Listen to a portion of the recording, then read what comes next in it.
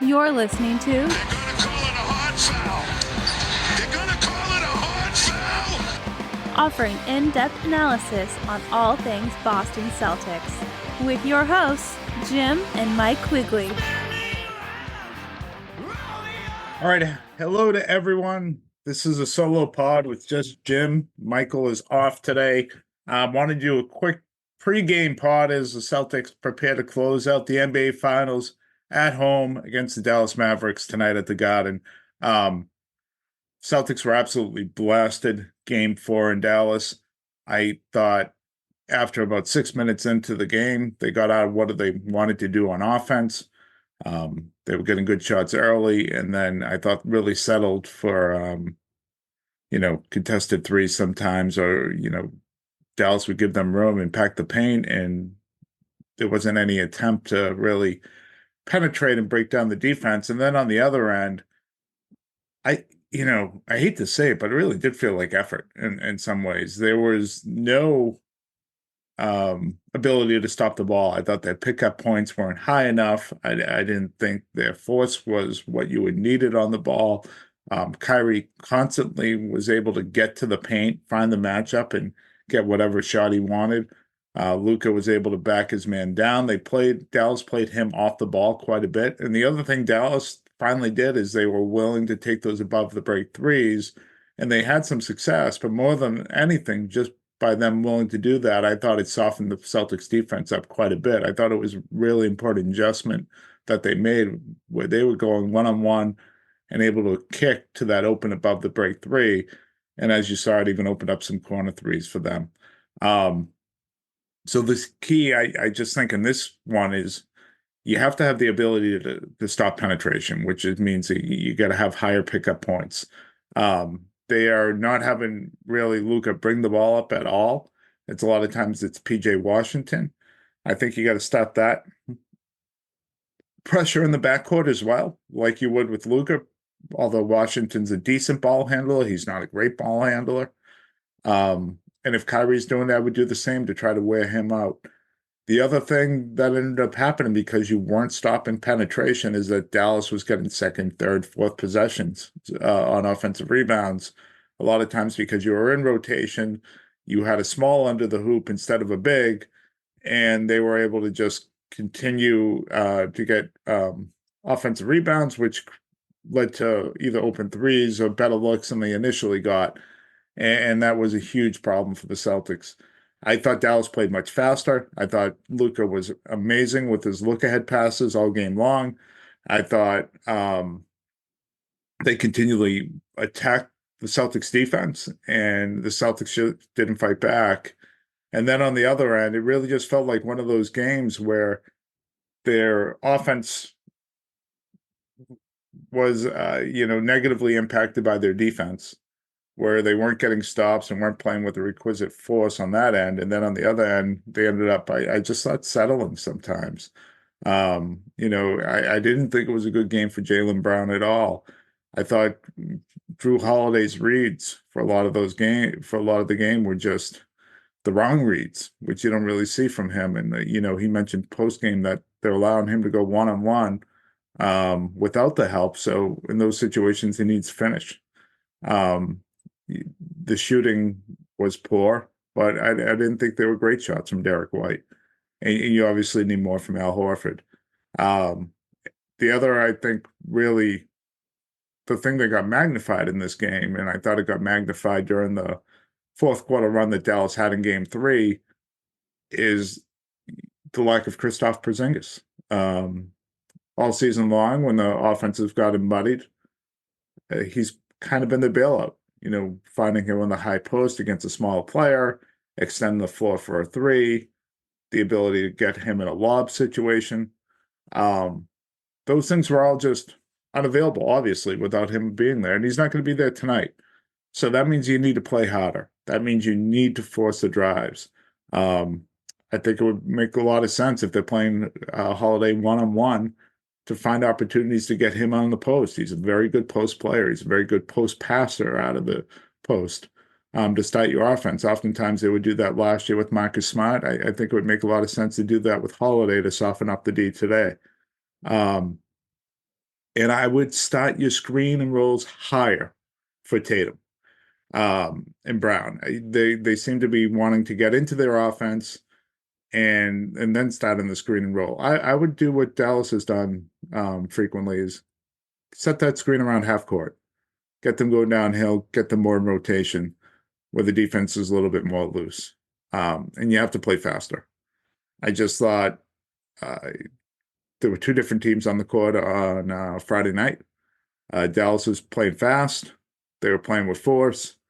And the Celtics seemed to be reacting to that throughout the game.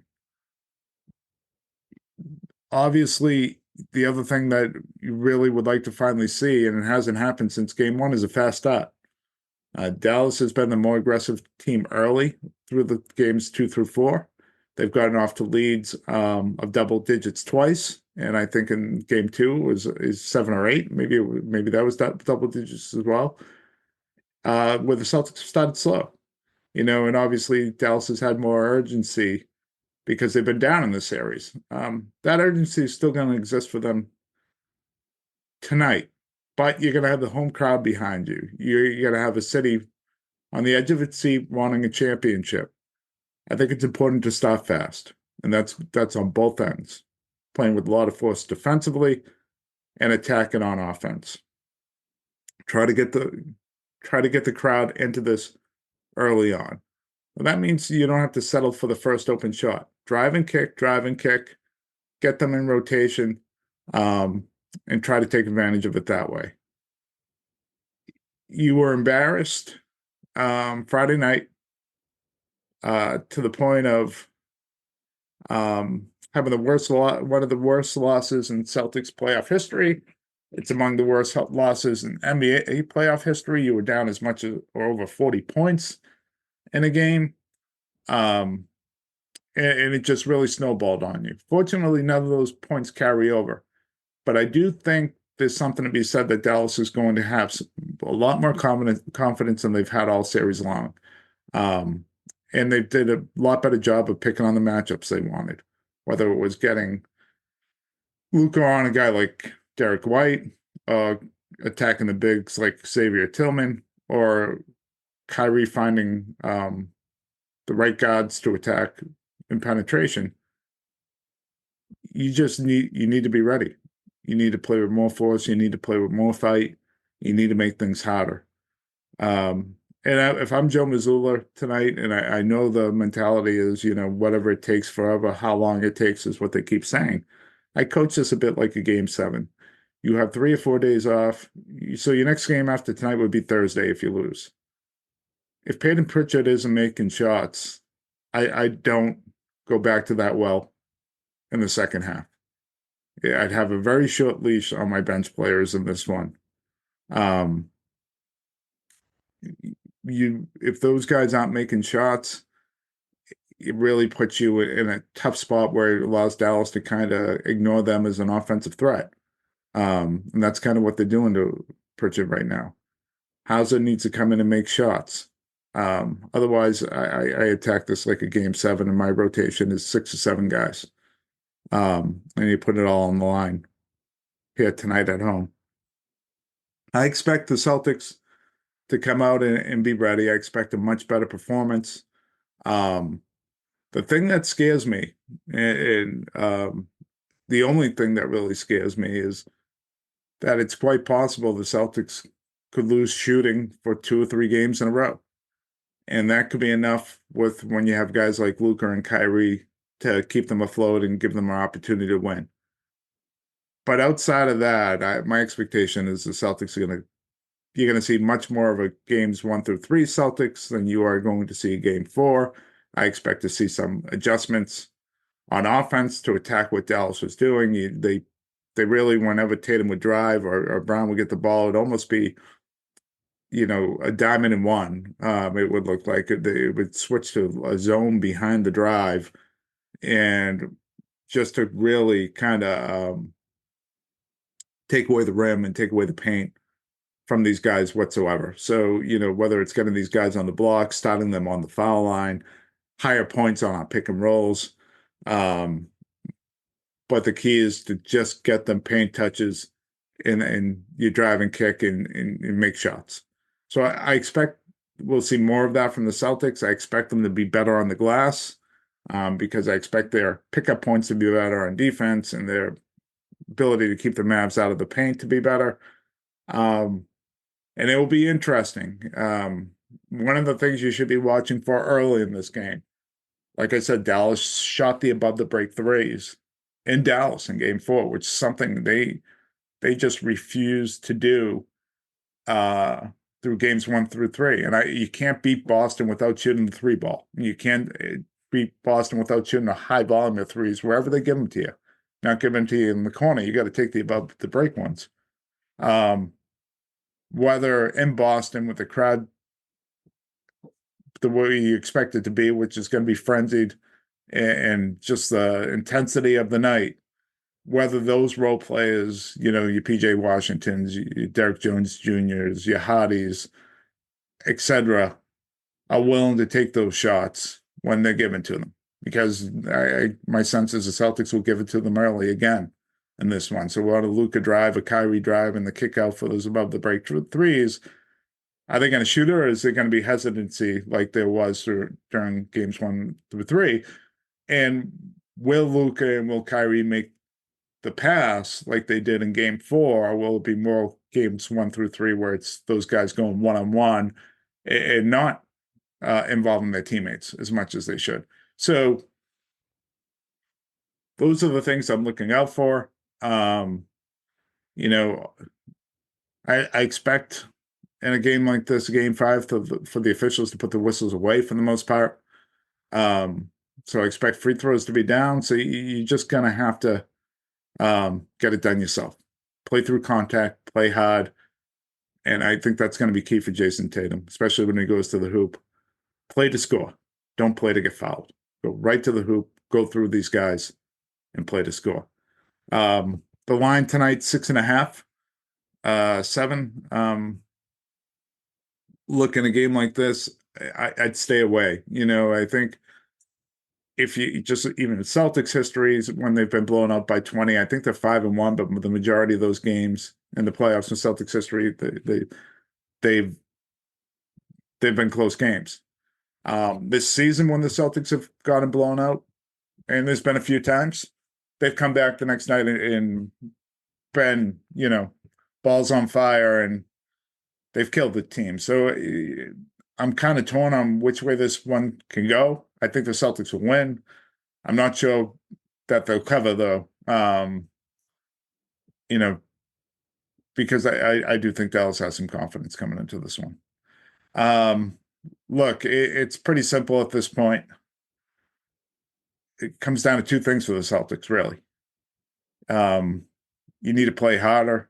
Make the requisite three things. Make the requisite adjustments off of Game 4, something you haven't had to do through games 1 and 3. And I know people hate to hear this, but you need to make shots. The Celtics have been a little bit fortunate through games 1 and 3. I don't think they shot the ball great. They certainly didn't at all in Game 2.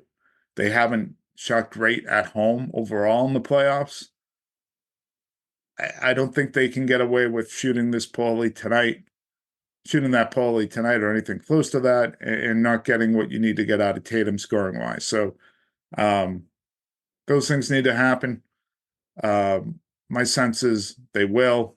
I think it's going to be a great night at the Garden. Hey, just like 2008, they won it on June 17th, 617 day in Boston today.